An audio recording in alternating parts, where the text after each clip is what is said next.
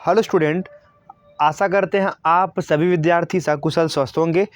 तो स्टूडेंट, आज की इस वीडियो में आप सभी विद्यार्थी क्लास 10th साइंस की जो पूरी की पूरी बुक है, फिजिक्स, केमिस्ट्री और बायोलॉजी की, तो पूरी बुक से बेटा मोस्ट इम्पॉर्टेंट क्वेश्चंस, तो पूरी बुक से भैया संपूर्ण किताब से कहेंगे, संपूर्ण किताब से आप बहुत ही महत्वपूर्ण प्रश्नों को पढ़ेंगे।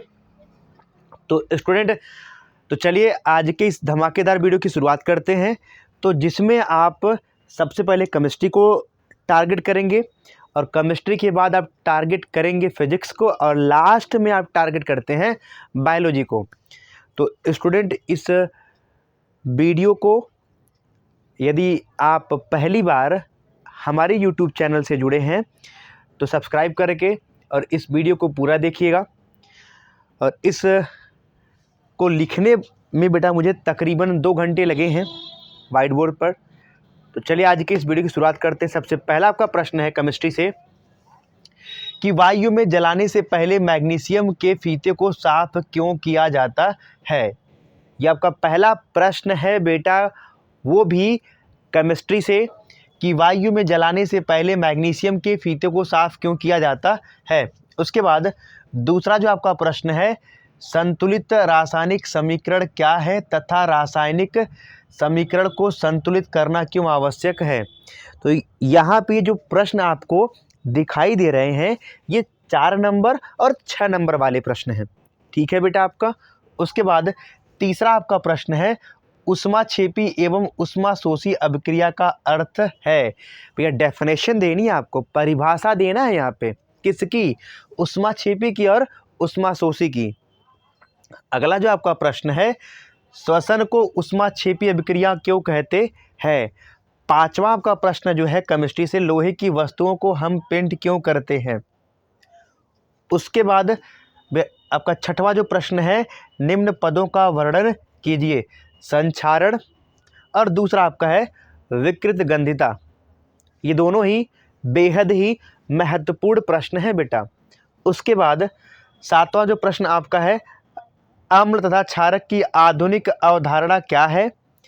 प्रत्येक का एक एक उदाहरण देते हुए स्पष्ट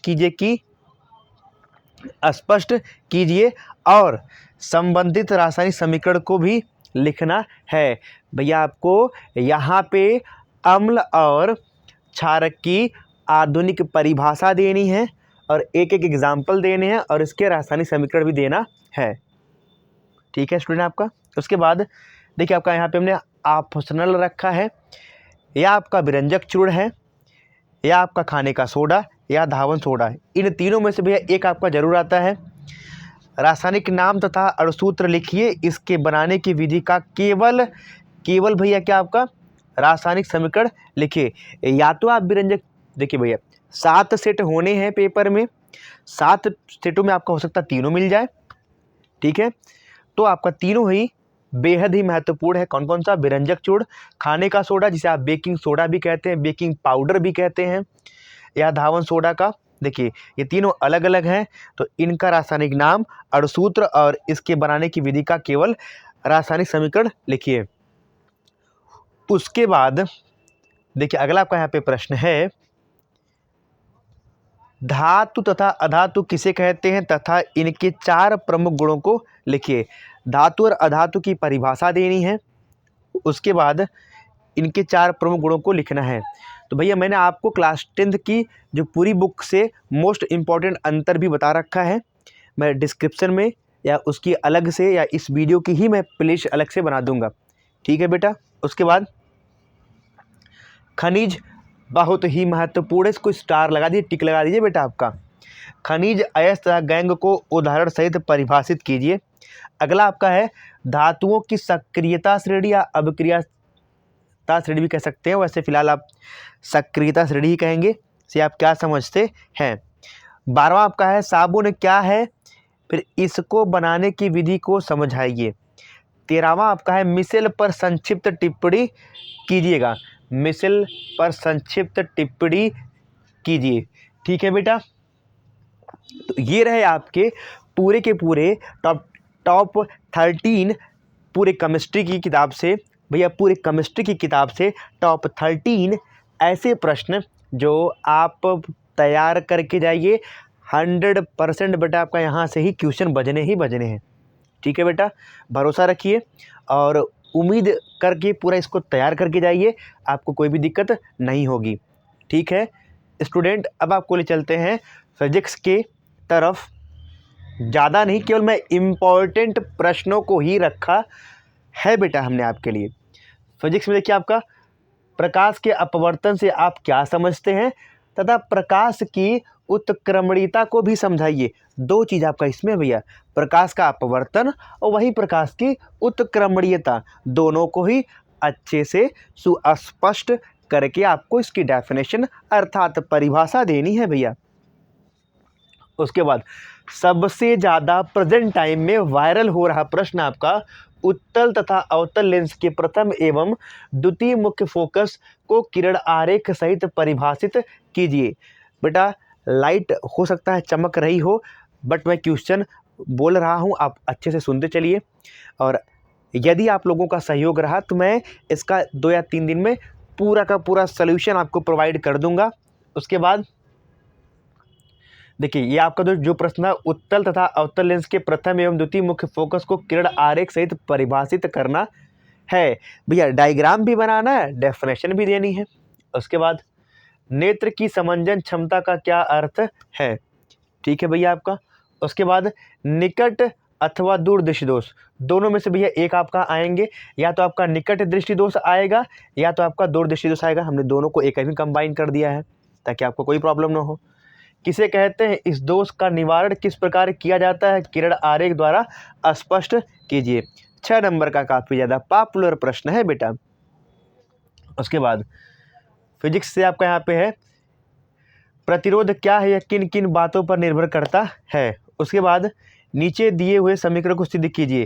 तो R बराबर R1 plus R2 plus R3। दूसरा आपका है 1/R बराबर 1/R1 plus 1/R2 plus 1/R3। तीसरा आपका वहीं पे है H बराबर V IT अपान मतलब बटे में 4.2 बराबर I स्क्वायर RT बटे में 4.2 बराबर V स्क्वायर T बटे 4.3 और R। तो ये आपका श्रेणी का है, ये आपका समांतर का, ये आपका उष्मा का डेरिवेशन है। तो ये तीनों डेरिवेशन बहुत ही इंपॉर्टेंट है, आप इसको भी तैयार करके जाइएगा। फिर आपका यहाँ पे चुंबकीय बल रेखाओं से आप क्या समझते हैं। यदि आपका यहाँ पे ये वाला प्रश्न नहीं आता तो इसके स्थान में पूछ सकता है कि वैद्युत बल रेखाओं से आप क्या समझते हैं, इनके प्रमुख गुणों को लिखिए। तो दोनों में से देखिए बेटा, मैंने बल रेखाओं को नहीं रखा है, कौन से, वैद्युत बल रेखाओं को। मैंने आपका यहाँ पे केवल रखा है कि चुंबकीय बल रेखाओं से आप क्या समझते हैं। इसके स्थान पे आपका वैद्युत बल रेखा भी पूछ सकता है और इसके प्रमुख गुणों को। उसके बाद भैया आपका चुंबकीय बल रेखाओं की दिशा ज्ञात करने के नियम, या बल रेखाओं की दिशा ज्ञात करने के नियम, केवल हाई स्कूल में 3 ही नियम है। ठीक है बेटा आपका, फिलहाल यहाँ पे 2 नियम इसके होते हैं, आप अच्छे से पढ़ के जाएंगे। आएंगे आपको लेके बायोलॉजी की तरफ, चित्रात्मक प्रश्न या चित्र वाले प्रश्न पूरे बायोलॉजी से। हालांकि इसका मैंने अलग से भी वीडियो बना के दिया है आप लोगों को। फिलहाल इसमें भी मैं बता रहा हूँ कौन सा डायग्राम आपका मोस्ट इंपॉर्टेंट रहेगा। मनुष्य के नर अथवा मादा, दोनों में से भैया, दोनों में से केवल एक आपका आने वाला है, तो ये आपको नर तैयार करके जाइए तो मादा। उसके बाद पुष्प की संरचना का डायग्राम आपका भी इम्पोर्टेंट है। उसका अमीबा में पोषण को आप, ये टिप्पणी वाला क्वेश्चन है, अमीबा में पोषण को समझाइए या अमीबा में पोषण को सचित्र समझाइए। उसके बाद तंत्रिका कोशिका, जिसे न्यूरॉन सेल भी कहते हैं, आप उसको ले सकते हैं। डीएनए की संरचना और शिशु में लिंग निर्धारण।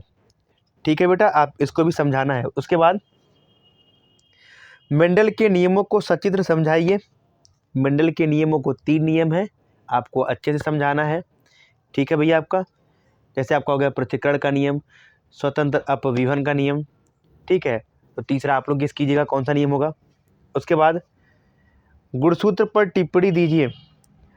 परागण किसे कहते हैं, 25 वाला प्रश्न है भैया, किसे कहते हैं, पर परागण की विभिन्न विधियों के नाम लिखिए। तो ये रहा बेटा टॉप 25 मोस्ट इम्पॉर्टेंट प्रश्न पूरे संपूर्ण किताब से। तो आई होप स्टूडेंट आप सभी को ये वीडियो बेहद ही सरल तरीके से समझ में आया होगा।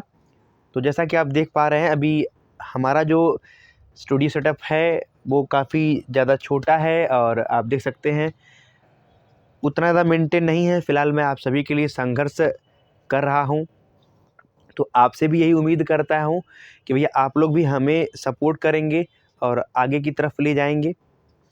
और आप चाहें तो इसका जो है मैं PDF अपने टेलीग्राम चैनल, आपको अच्छे से पता है, @ जो है आपका अनुज सर 47 सर्च करेंगे टेलीग्राम पे जाके तो सेम लोगो जो यूट्यूब पे लगा हुआ है वही टेलीग्राम पे लगा मिलेगा। प्रेजेंट टाइम में 335 के आसपास में सब्सक्राइबर हैं, तो आप उसमें जुड़कर इसके PDF को प्राप्त कर सकते हैं। तो बेटा आप इसका स्क्रीनशॉट भी ले सकते हैं, मैं बगल हो जा रहा हूँ।